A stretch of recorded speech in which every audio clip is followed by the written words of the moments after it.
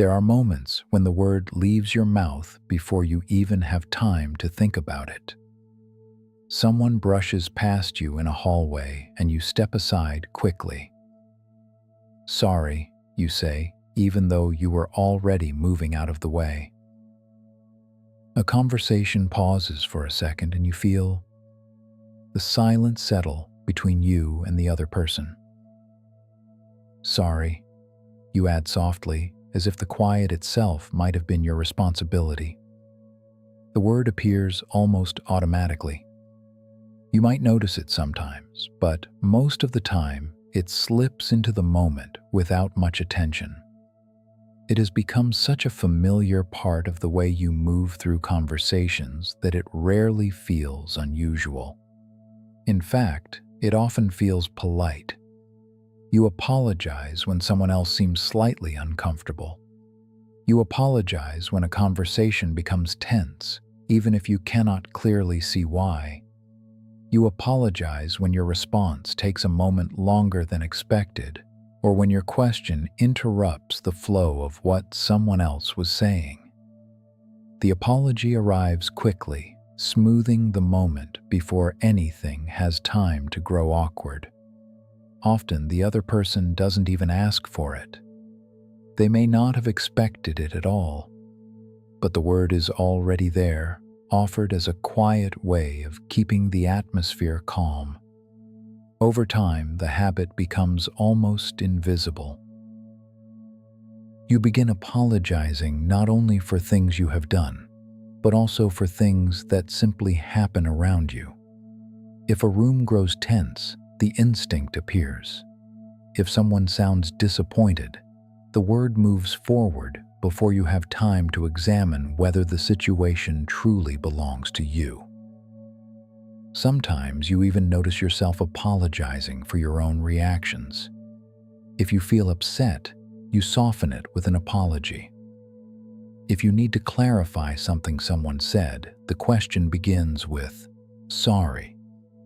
If you express a thought that might slow the conversation down, you apologize for taking the time to say it.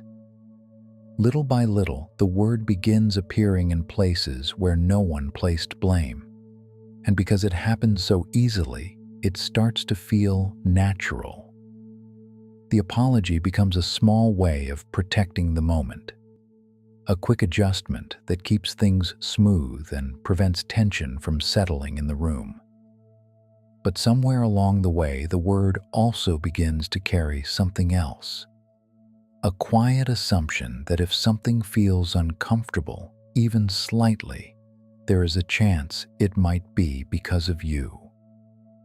At first, the apology appears in moments that seem reasonable.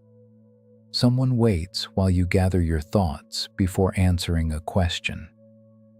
The pause feels slightly longer than you expected, and the word slips out before your sentence begins.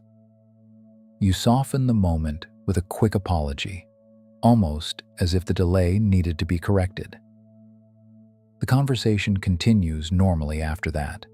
Nothing unusual happens. The other person may not even react to the word, but the apology has already done its work. It smooths the moment and allows everything to move forward again. Over time, the word begins appearing in more places. You apologize when someone repeats a question you didn't hear clearly the first time. You apologize when you ask someone to explain something again. You apologize when your answer takes a moment longer to form than you think it should. None of these apologies feel dramatic. In fact, they often feel considerate. You are simply making sure that the interaction remains easy for everyone involved. But slowly, the habit begins reaching beyond simple situations. You apologize when a conversation becomes tense, even if you cannot see exactly what caused the shift. You apologize when someone sounds disappointed, even if their frustration has nothing to do with you. The word becomes a small way of restoring calm before the atmosphere has time to grow uncomfortable. Sometimes you notice yourself apologizing before the other person has fully finished speaking. It happens almost automatically. A sentence begins forming in your mind, and the apology quietly places itself at the front of it, as if preparing the space for whatever you are about to say. Sorry, I just wanted to ask. Sorry, I might be wrong. Sorry, I just thought. The word becomes a soft introduction to your own thoughts. It lowers the weight of what you are about to say before anyone has the chance to respond to it. Your ideas arrive gently, almost carefully, as if they need permission to take their place in the conversation. From the outside, this may look like politeness. The exchange remains calm. Nothing feels confrontational. But inside, something else is slowly taking shape. The apology begins appearing even when no one has asked for it, even when the moment itself carries no accusation at all. The word simply arrives because it has learned that offering it early keeps the atmosphere from becoming difficult.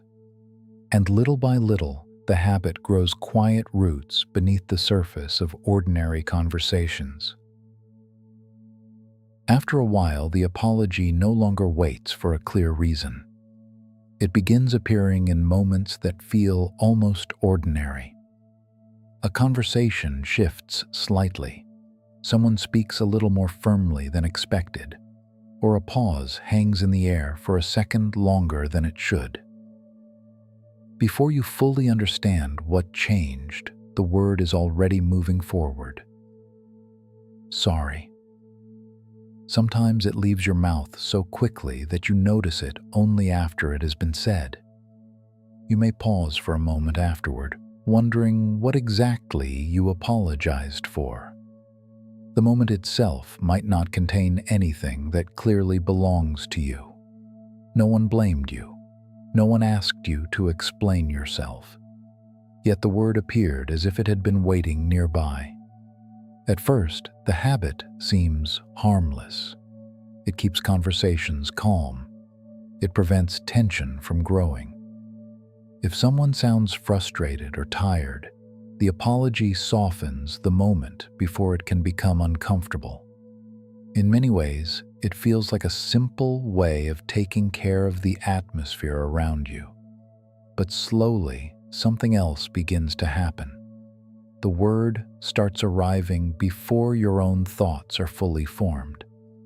You notice yourself apologizing before asking a question, before offering an opinion, even before finishing a sentence that might slow the conversation down.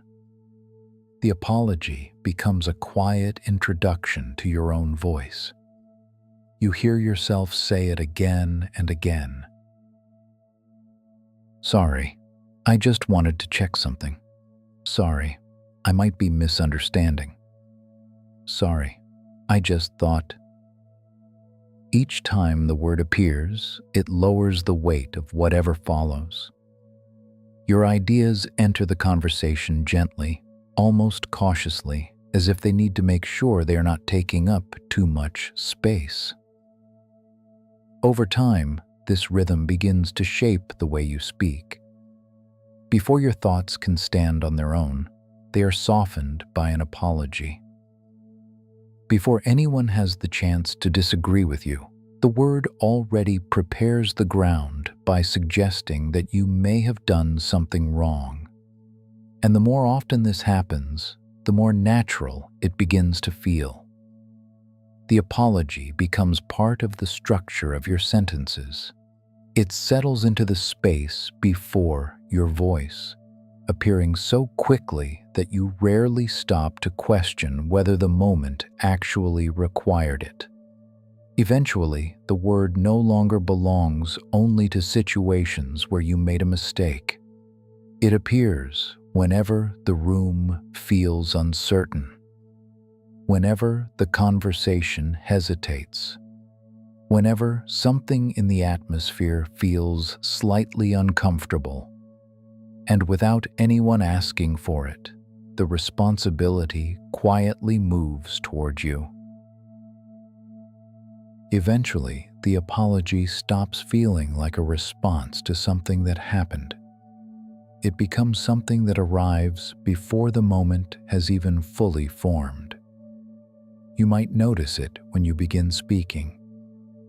A thought appears in your mind, and, almost immediately, the word places itself at the beginning of the sentence.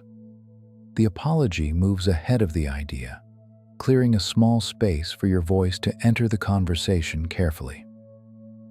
Sorry, I just wanted to say, sorry, I might be wrong. Sorry, I just thought. The pattern becomes so familiar that it rarely feels unusual anymore. Most of the time, no one reacts to it. The conversation continues normally. People answer your questions, respond to your thoughts, and move on with what they were saying before. The apology simply passes through the moment like a quiet habit. But if you pause long enough to notice it, something about the rhythm feels different. The word arrives even when nothing in the situation requires it. No one asked you to explain yourself. No one suggested that your voice needed to be softened. Yet the apology appears anyway, gently lowering the weight of whatever you are about to say.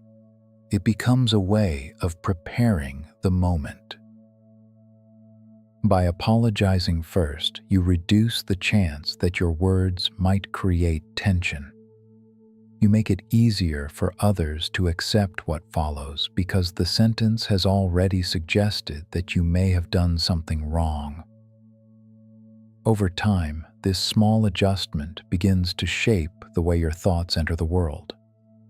Before your voice has the chance to stand on its own, it is introduced with caution. The apology becomes a quiet signal that your presence in the conversation should remain light, careful, and easy to move past. And because the habit appears so often, it slowly stops feeling like a choice. The word simply arrives whenever the room feels uncertain, whenever a pause appears in the conversation, whenever you feel the smallest possibility that your voice might change the atmosphere in some way. In those moments, the apology steps forward almost automatically, not because you clearly caused something to go wrong, but because somewhere along the way, it began to feel safer to assume that you might have.